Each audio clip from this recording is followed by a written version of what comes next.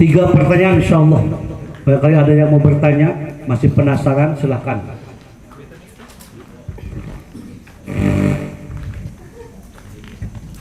Ada yang mau ditanyakan?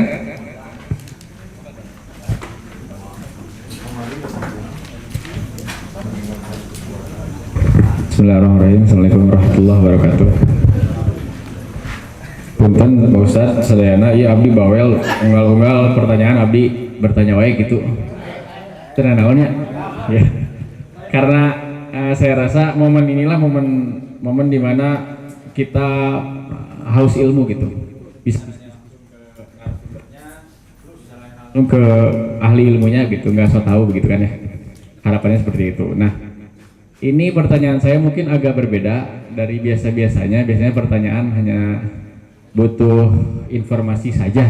Nah, kalau ini pertanyaan yang mungkin agak nyebelin gitulah. Menurut saya sendiri juga, saya juga bikin pertanyaan itu agak nyebelin buat diri saya sendiri gitu ya. Pertama, ada 3 pertanyaan. Yang pertama, didasari dulu dengan bahwa logika kita ini di dunia mencerna keilmuan dengan bahasa manusia. Pertama itu. Nah, surga diceritakan dengan logika kita. Seperti itu tadi. Tentang kenikmatannya, tentang kesakitannya dan segala macam begitu. Akhirat maksudnya gitu. Supaya sampai tadi Ustadz banyak cerita bagaimana di akhirat berkali lipat sakitnya, berkali lipat nikmatnya, itu logika kita bermain situ, gitu kan? Akhirnya kita bisa menerima semua begitu. Nah, ketika logika ini kita pakai untuk pertanyaan-pertanyaan yang akan saya ajukan, ini mukadimahnya ya, di mana kita harus berhenti seperti itu, berhenti berpikir, berhenti berlogika, dan apakah kita harus menyerah saja, sementara keilmuan menurut saya nggak ada batasnya. Setinggi-tingginya kita cari ilmu, sedalam-dalamnya itu hanya setetes dari air laut. Allah tidak membatasi itu, bahkan mungkin ya. Nah, pertanyaan pertama adalah ketika kenikmatan di dunia ini banyak akan biasa saja. Begitupun ketika kenikmatan kesakitan banyak juga akan biasa saja di dunia. Sementara itu pun berlaku di akhirat. Bukan berlaku artinya logika itu bisa dipakai di akhirat, karena tadi mukadimah yang tadi. Kalau di akhirat berkali lipat, kebosanan apa yang bagaimana caranya tidak bosan? Nanti lo ya. Yang kedua, ketika disiksa setajam-tajamnya di neraka, kapan kita harus merasa sakit begitu? Itu yang pertama.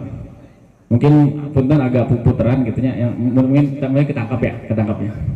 Yang kedua, surga Firdaus itu ada Rasul di sana, dan di sana hanya orang yang tidak memiliki dosa. Apakah di surga Firdaus itu hanya ada Rasul dan sahabat saja? Gitu kan? Kita tidak akan pernah masuk sana, bahkan ngetrokan pantona hunkul gitu. Kemudian yang ketiga, ada beberapa orang yang mencintai prosesnya ketimbang makanannya. Tadi ada mukadimah soal pola logika.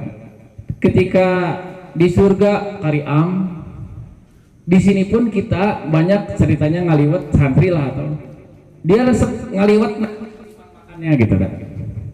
Artinya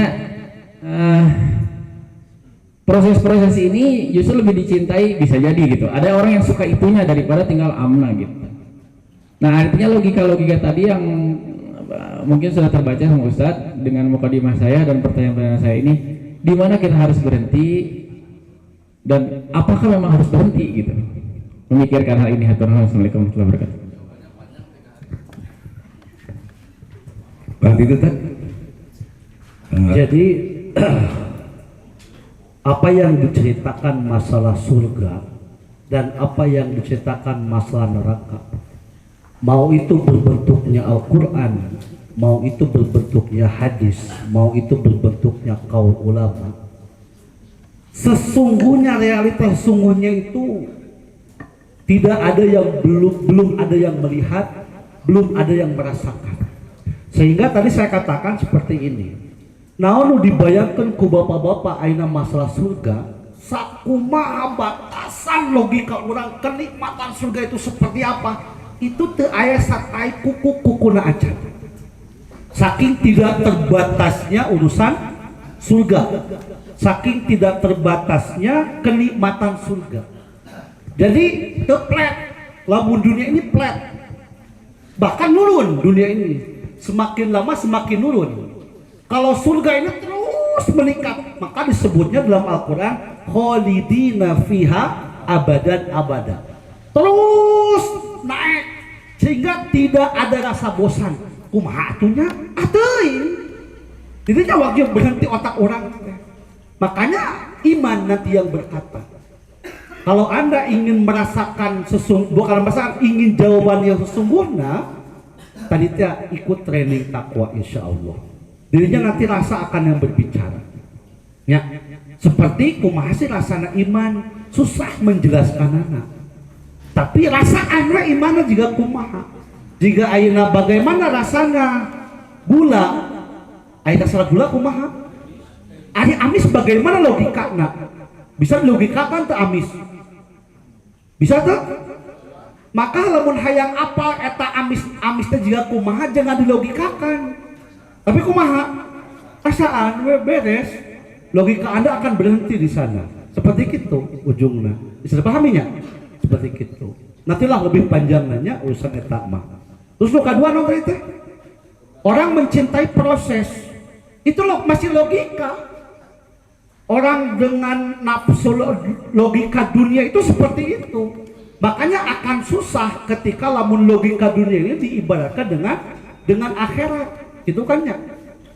Kalau lebih dalamnya, Nabi Adam ini hawa nafsu Nabi Adam ini suka terhadap proses.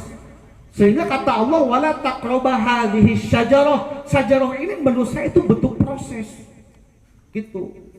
Jika tadi proses itu jika enak padahal mah teu enak. Jika nikmat padahal mah teu nikmat gitu kan. Dan yang mengetahui betul kenikmatan sesungguhnya yaitu Allah. Ya, dari orang mah pengetahuan orang mah kurang itu jigana proses yang nikmat jigana gitu kan ya. Padahal hakikat yang nikmat itu bukan itu gitu kan. Kumaha engke we di akhirat mun hayang apal mah nya. Mata lamun hayang cepat-cepat antum memahami eta wassalam heula. Itu tak salah. Oh geuning salah berpikir baheula teh euy. Kitu ke ujungna nya. Mata setinggi-tingginya kita berpikir tetap ya. Kenapa datangnya Al-Qur'an? Al-Qur'an ini diturunkan bukan untuk membedakan mana yang baik dan benar. Karena logika manusia itu bisa membedakan mana baik dan benar, tapi meluruskan kebenaran. Kebenaran logika Anda ini diluruskan ke Quran. Ini loh kebenaran hakiki itu seperti ini, seperti itu. Jadi pahami? Terus yang ketiga tadi surga Firdaus.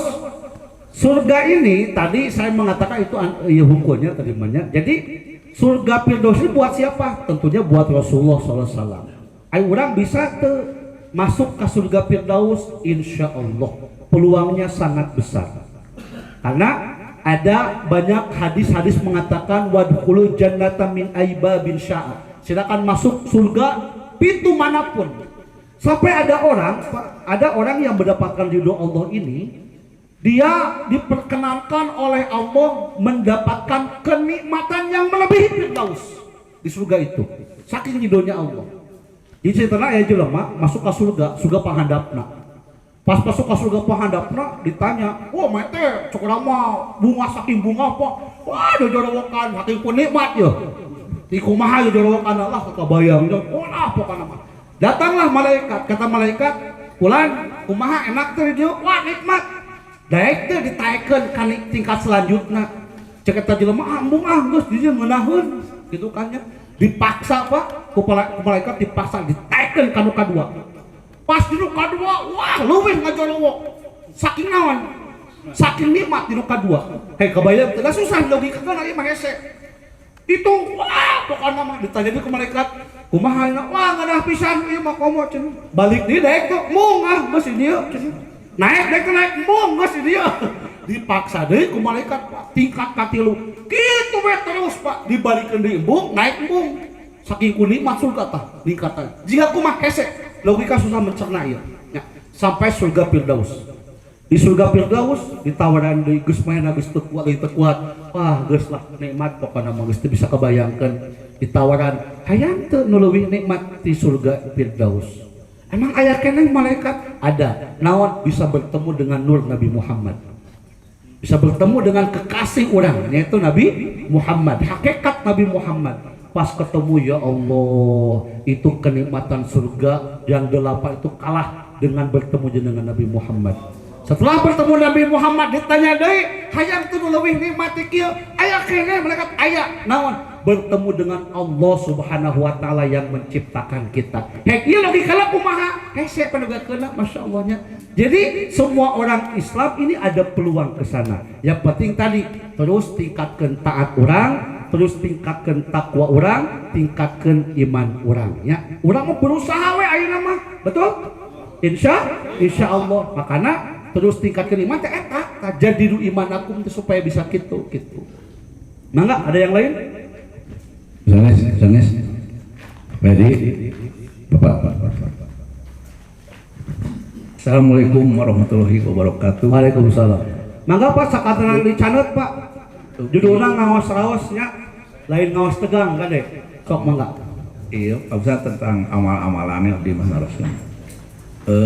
Dupi ngetepan di masjid teh sunat wajib tapi secara hukumna kumaha gitu. Ras perbentenan antawis berjamaah di bumi sareng keluarga terus nu berjamaah di masjid sambil kita oh iya jadi kita hukum dulu ya, hukum sholat berjamaah di masjid bagaimana. Ini ulama berbeda pendapat. Imam Syafi'i dalam qaul qadim ini hukumnya fardu ain, setiap orang wajib berjamaah di masjid. Kalau jadi fardu kifayah karena pada zaman itu masjid berdesak-desakan Pak, sehingga jelema teh wah batak difardu kifayahkeun. Imam Hambali itu fardu ain, Imam Maliki itu sunnah muakkad. Nah makai berbeda-beda kieu. Jadi dina hadis melihat hadis istinbat hukum, mereka mengambil hukum dilihat dari hadis baginda Nabi Muhammad SAW. Ini hadis ancaman, di Rasul itu sangat benci kepada orang yang sholat di rumah. Itunya sampai ke ada bahasa kieu, Rasul ingin membakar rumah orang yang sholat lelaki yang sholat di rumah itu kannya. Di lain pihak gitu kan, yang namanya ancaman ini bukan karena kewajiban ujungnya. Makanya ulama ini berbeda pendapat urusannya gitu kannya. Maka sholat mana yang lebih baik? Yaitu sholat seperti Rasulullah yang dicontohkan oleh Rasulullah. 1 awal waktu, 2 di masjid, 3 berjamaah. Lalu bagaimana kalau berjamaah di rumah? Sampai sekarang gak tahu yang lain, saya belum menemukan dalil sunnahnya sholat berjamaah di rumah. Yang saya temukan sholat berjamaah di rumah ini hanya di dalam sinetron. Itu kan ya, di sinetron mah gitu kan, salaki jadi imam, pemajikan jeung budak jadi makmum gitu kan. Rasulullah ini kalau sholat fardu itu di masjid, kecuali sholat sunnah seperti itu. Jadi paham Pak ya? Jadi abdulnya tetap laki-laki ini sholat berjamaah di masjid. Dan insya Allah target kita ini Pak, ngaos-raos 2 program Pak DKM dengan rekan-rekan, ngaos-raos dan training takwa, ini 2 target ujungnya. Apa target ujungnya? 1, bagaimana di lingkungan kita suatu saat nanti targetnya ketika adzan dikumandangkan tidak ada laki-laki yang di luar masjid. 1. Yang kedua targetnya bagaimana ketika nanti bapak-bapak keluar dari rumah bapak-bapak tidak melihat lagi aurat wanita. Itu target 2, ngawas-raos dan training takwa. Mudah-mudahan Allah kabul. Yang lain insyaallah. Satu lagi. Ya Bapak insyaallah. Oh iya.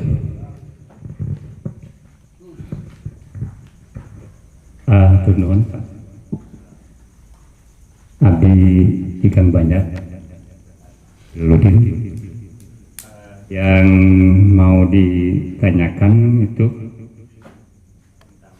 firman Allah a'udzubillahi minasyaitonirrajim. Inna akramakum indallahi atqakum. Itu hakikat dan ketakwaan di sini itu seperti itu. Terima kasih. Inna akramakum indallahi atqakum. Sesungguhnya yang paling mulia di antara kalian adalah yang bertakwa di antara kalian. Jadi hakikat takwa itu seperti apa? Makna takwa itu banyak.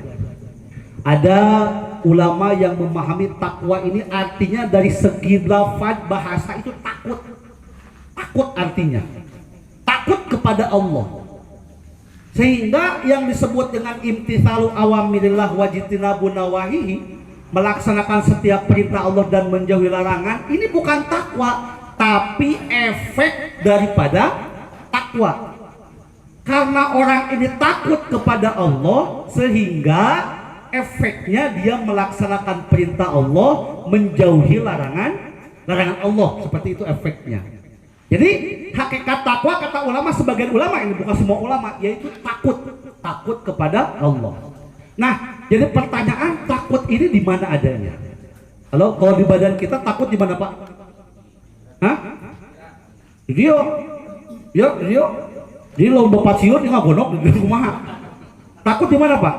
Takut itu di hati. Jadi pertanyaan, kenapa orang bisa takut? Halo? Kenapa bisa takut?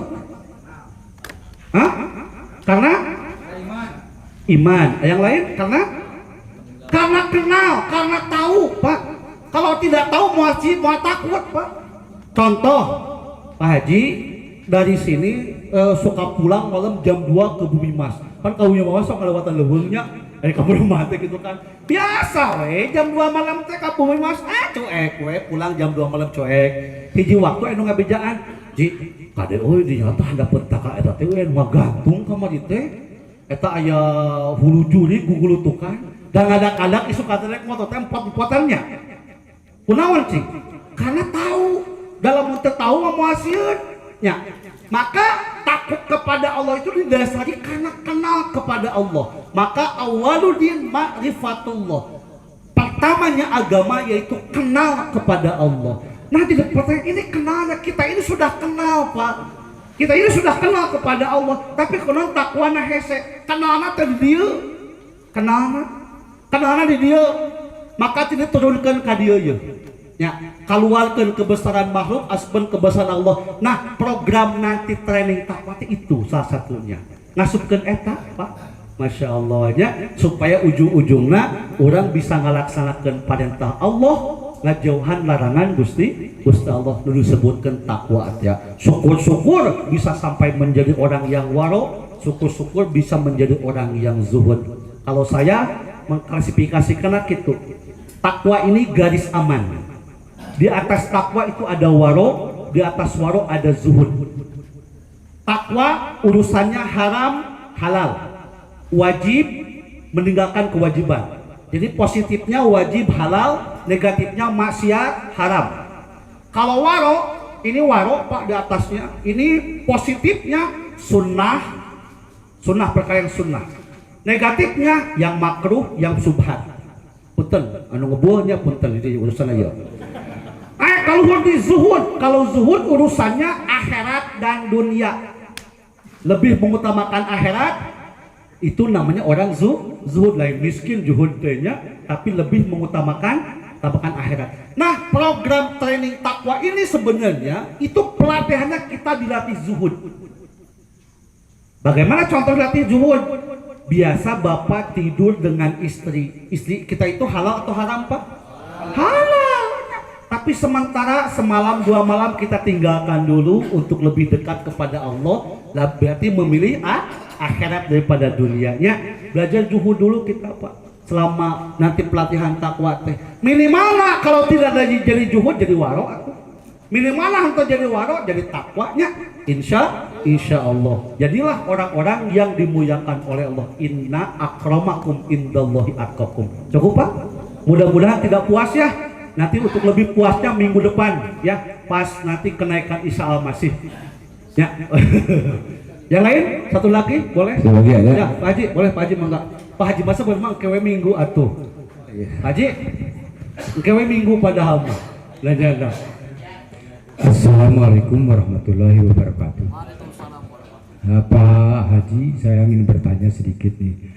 Terkadang memang kita bingung, sudah berbagai macam cara mendidik anak, tetapi pada dasarnya saya sudah memberikan contoh terhadap anak sendiri bagaimana cara memelihara iman untuk sekeluarga, Pak Haji. Ya, Masya Allah. Kadang-kadang anak pengen hafal, saya sudah mengajak sholat, tapi takutnya saya terbawa dosa nanti Pak Haji, takutnya tidak bisa mendidik begitu. Nah, bagaimana menurut pandangan Pak Haji? Ya. Wabillahi taufiq wal hidayah. Wassalamualaikum warahmatullahi wabarakatuh. Waalaikumsalam warahmatullahi wabarakatuh. Tadi juga ada yang curhat seperti itu.